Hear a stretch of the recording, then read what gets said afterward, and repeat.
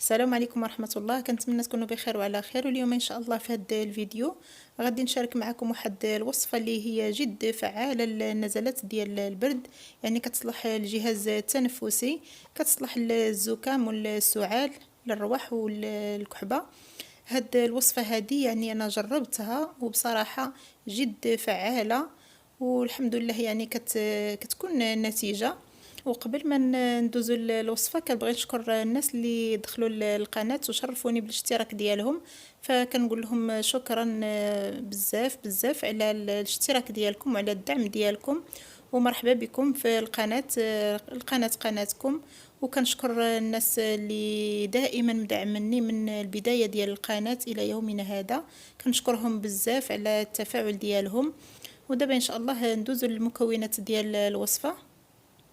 هنا كما كتشوفوا عندي هنايا فليو مطحون، كناخذو كنطحنو كنخليه هكايا فيما كنحتاجو، كنلقاه عندي موجود هنا. غادي ناخذوه ونغربلوه حيت ما مطحونش مزيان، وخصنا ناخذو يعني فليو يكون زوين، يعني يكون مزيان ما يكونش غامل ولا كحل.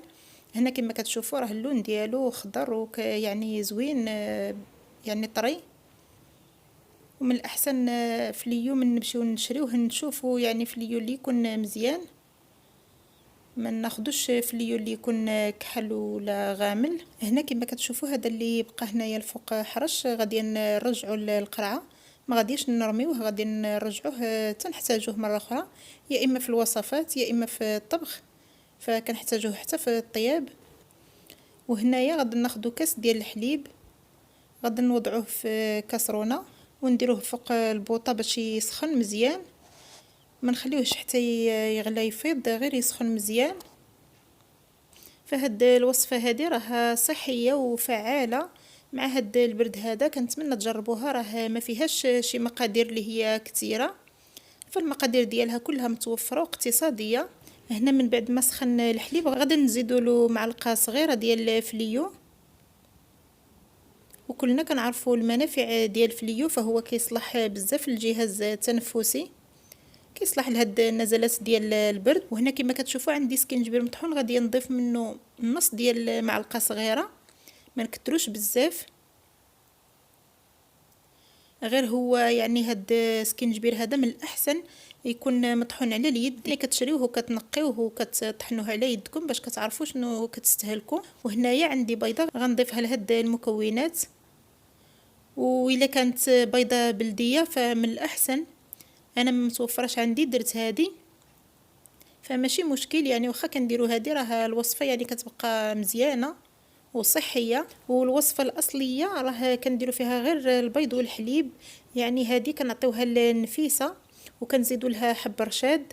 هاد الوصفه هذه معروفه في المغرب كنسميوها بحرور، وهنا باش كترجع الوصفه علاجيه، يعني كتصلح العلاج ديال هاد النزلات ديال البرد.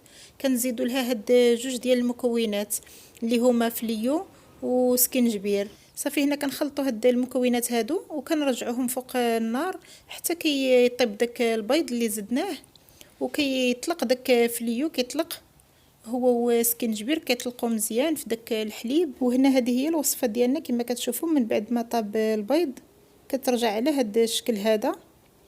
اللي بغى يزيد شويه ديال الملحه يعني يضيف شويه ديال الملحه باش كتجي لذيذه، واللي ما بغاش يضيفها بلا ما يضيفها.